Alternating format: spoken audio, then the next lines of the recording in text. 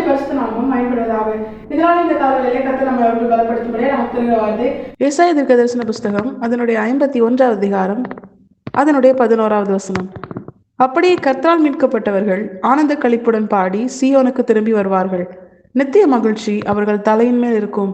சந்தோஷமும் மகிழ்ச்சியும் அடைவார்கள். சஞ்சலமும் தவிப்பும் ஓடிப்போம். கர்த்தருடைய பரிசுத்த நாமம் பயன்படுவதாக. இந்த வசனத்தை கொண்டுதான் தேவன் தேசங்களாக்கி நம்மை இன்று அவர்கள் பலப்படுத்துகிறார்.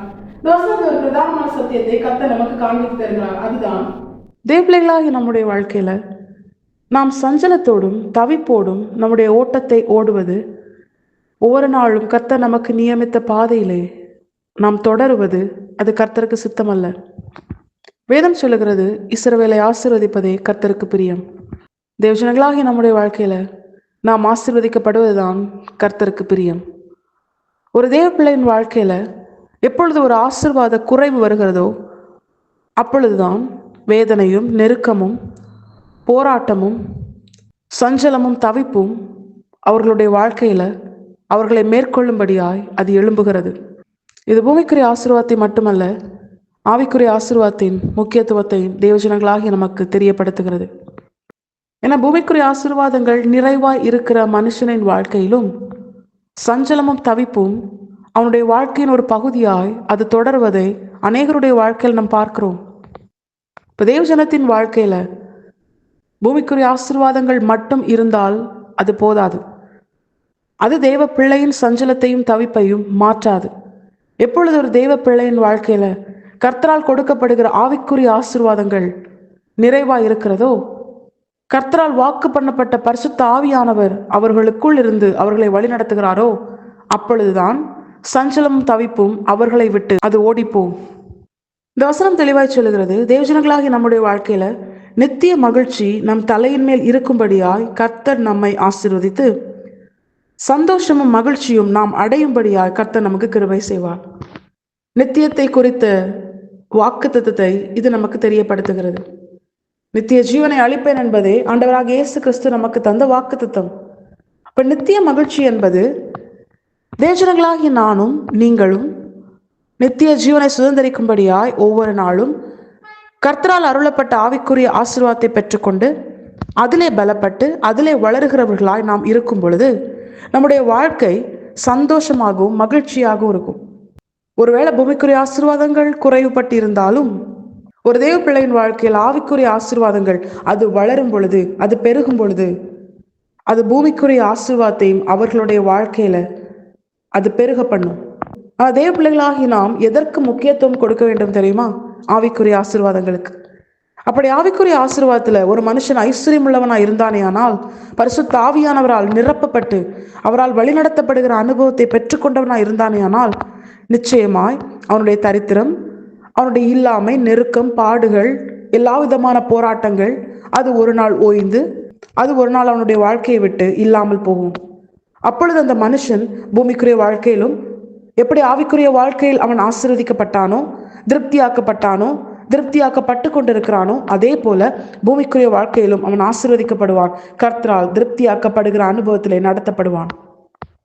அந்த மனுஷனுடைய வாழ்க்கையில நித்தியத்தை குறித்த மகிழ்ச்சி அவன் தலையின் மேல் இருக்கும். தலையின் மேல் இருக்குன்னா என்ன அர்த்தம்? அது அவனுடைய வாழ்க்கையின் பிரதானமா இருக்கும். எப்பொழுது கர்த்தர் வந்தாலும் அவரை சுதந்திரிக்கிற அனுபவம், அவரோடு கூட நித்திய ஜீவனுக்குள் பிரவேசிக்கிற அந்த அனுபவம் அவனுடைய வாழ்க்கையில நிச்சயமாய் நடக்கும் என்கிற அந்த உறுதித்தன்மையை அவனுக்கு கொடுக்கும். அந்த ஒரு பலன் அது எல்லாவற்றை காட்டிலும் மேலான ஆசீர்வாதம். அதை குறித்த நித்தியத்தை குறித்த சந்தோஷம், நித்திய ஜீவனை சுதந்திரிக்க போகிற அந்த அனுபவத்தை குறித்த சந்தோஷம் அவன் தலையின் மேல் இருக்கும். அவன் வாழ்க்கையின் பிரதானமா இருக்கும். அந்த மனுஷனுடைய வாழ்க்கையில சந்தோஷமும் மகிழ்ச்சியும் அவன் வாழ்க்கையின் தொடர் அனுபவமா இருக்கும். எதை குறிச்சு பயப்பட மாட்டான், எதை குறிச்சு கலங்க மாட்டான். ஒண்ணுமே இல்லைனாலும் கர்த்தர் தன்னை நடத்துவார் என்கிற நம்பிக்கை அவன் வாழ்க்கையில் மேலோங்கி இருக்கும். இப்படிப்பட்ட ஒரு மனுஷனாக, இப்படிப்பட்ட ஒரு மனுஷியாக தேவஜனங்களாகிய நானும் நீங்களும் ஆசீர்வதிக்கப்பட வேண்டுமானால் கர்த்தர் நம்மிடத்தில் எதிர்பார்க்கிற காரியம் என்ன தெரியுமா? இந்த வசனத்தின் துவக்கம் அதை தெளிவாய் சொல்கிறது. அப்படியே கர்த்தரால் மீட்கப்பட்டவர்கள் ஆனந்த களிப்புடன் பாடி சீயோனுக்கு திரும்பி வருவார்கள். இதுல 3 அனுபவம் இருக்கிறது. முதலாவது அனுபவம் கர்த்தரால் மீட்கப்படுகிற அனுபவம், அதுதான் ரட்சிப்பின் அனுபவம். நான் விசுவாசிக்கிறேன், இதை கேட்கிற தேவஜனங்களாகி நாம் ஏற்கனவே ரட்சிக்கப்பட்ட அனுபவத்தை பெற்றுக்கொண்டோம். ஒவ்வொரு நாளும் கர்த்தரால் ரட்சிக்கப்படுகிற அனுபவத்தை பெற்றுக்கொண்டே இருக்கிறோம். நிச்சயமாய் ஒரு நாள் கர்த்தர் வரும் பொழுது அந்த நித்திய ரட்சிப்பையும் பெற்றுக்கொள்வோம். இப்போ முதல் அனுபவத்துல கர்த்தர் நமக்கு செய்ய வேண்டிய காரியத்தை அவர் நமக்கு செய்து முடித்து விட்டார். ரட்சிப்பை தந்து விட்டார். ரட்சகராக வெளிப்பட்டவர் தேவஜனங்களாகிய நம்மை முன்குறித்து நமக்கு ரட்சிப்பை தந்து விட்டார். நாமும் ரட்சிக்கப்பட்டு கொண்டிருக்கிறோம். முடிவில் நித்திய ஜீவனாகிய நித்திய ரட்சிப்பையும் சுதந்திரிப்போம். அதற்கு பிற்பாடு சொல்லப்பட்ட 2 அனுபவங்களும் நாம் தான் நம்முடைய வாழ்க்கையில நிறைவேற்றணும். அதுதான் ஆனந்த களிப்புடன் பாடுகிற அனுபவம், சியோனுக்கு திரும்பி வருகிற அனுபவம். அது எதை உணர்த்துகிறது தெரியுமா? தேவ ஜனத்தின் வாழ்க்கையில புலம்பல் இருக்கக்கூடாது. அதற்கு பதிலாய் தேவஜனம் கர்த்தரை துதித்து ஆராதிக்கிற, அவரை மகிமைப்படுத்துகிற தேவஜனமாய் தன்னுடைய வாழ்க்கையில இருக்கணும். எப்பொழுதும் கர்த்தரை துதிக்கிற அனுபவம் நம்முடைய வாழ்க்கையில குறையாமல் இருக்கணும். அது பெருகணுமே தவிர அது குறையக்கூடாது. ஏன்னா நம்மை குறித்த தேவ திட்டம் என்ன தெரியுமா? இந்த ஜனத்தை எனக்கென்று ஏற்படுத்தினேன், இவர்களின் துதியை சொல்லி வருவார்கள்.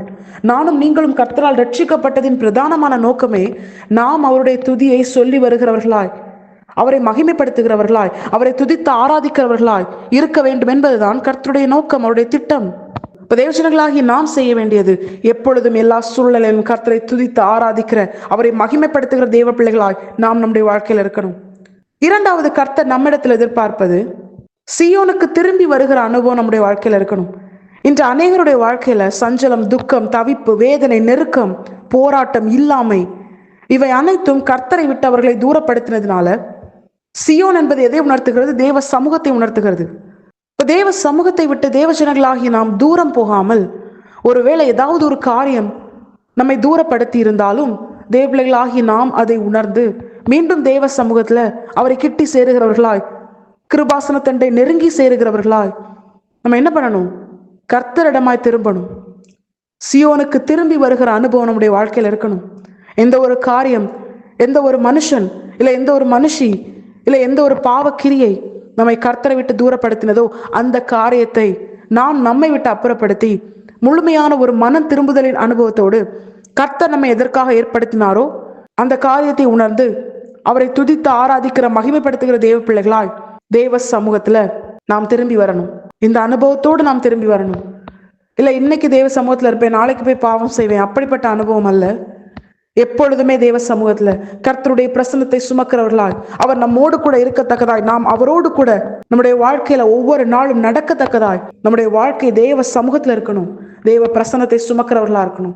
இப்படிப்பட்ட 2 அனுபவங்களும் நாம் நம்முடைய வாழ்க்கையில் சரியாய் வெளிப்படுத்தினோமே ஆனால் அவரை ஆனந்த களிப்புடன் பாடி துதிக்கிறவர்களாய், சியோன் என்கிற தேவ சமூகத்துக்கு திரும்பி வந்து அவரோடு கூட இணைந்து வாழ்கிறவர்களாய், அவருடைய பிரசனத்தை சுமக்கிறவர்களாய் நாம் நம்முடைய வாழ்க்கையில் இருக்கும் பொழுது நமக்கு ரட்சிப்பை தந்த தேவன், இப்பொழுதும் ஒவ்வொரு நாளும் ரட்சிப்பை தந்து கொண்டிருக்கிற தேவன், முடிவில் அந்த நித்திய ரட்சிப்பாகிய பரலோக ராஜ்யத்திலே நம்மை கொண்டு சேர்த்து அவரோடு கூட நித்தியமாய் ஆளுகை செய்யவும், களி கூர்ந்து மகிழவும், தேவஜனங்களாகிய நம்மை உயர்த்தி ஆசீர்வதிப்பது அதிக நிச்சயம். அது மாத்திரமல்ல, இம்மையிலே அவர் நமக்கு நியமித்த இந்த ஓட்டத்திலே சஞ்சலமும் தவிப்பும் நம்மை விட்டு ஓடி போகும்படியாகவும், தேவஜனங்களாகிய நாம் நித்தியத்தை குறித்த அந்த மகிழ்ச்சி நம்முடைய வாழ்க்கையில் பிரதானமாய் நம்மை ஆட்கொண்டு எப்பொழுதும் சந்தோஷமாகவும் கர்த்தருக்குள் மகிழ்ந்து களி கூறவும் கர்த்தர் நமக்கு கிருபை செய்வதும், அவர் நமக்கு தந்த வாக்குத்தத்தங்களை நம்முடைய வாழ்க்கையில் நிறைவேற்றி நம்மை உயர்த்தி நம்மிலே சர்வ வல்லமுள்ள தேவன் மகிமைப்படுவதும் அதிக நிச்சயம். தேவஜனங்களாகி நாம் இதை உணர்ந்தவர்களாய் தவசனத்துக்கு கீழ்ப்படிந்து வாழ நாம் நம்மை முழுமையாய் கர்த்தரை பாதத்தில் அர்ப்பணிப்போம். கர்த்தருடைய பிரசன்னம் மட்டுமே மகிமைப்படுவதாக. மாரநாதா இயேசு வருகிறார். ஆயத்தமாம், ஆயத்தப்படுத்துவோம். ஆமென். என்பலன் ஒன்றுமில்லை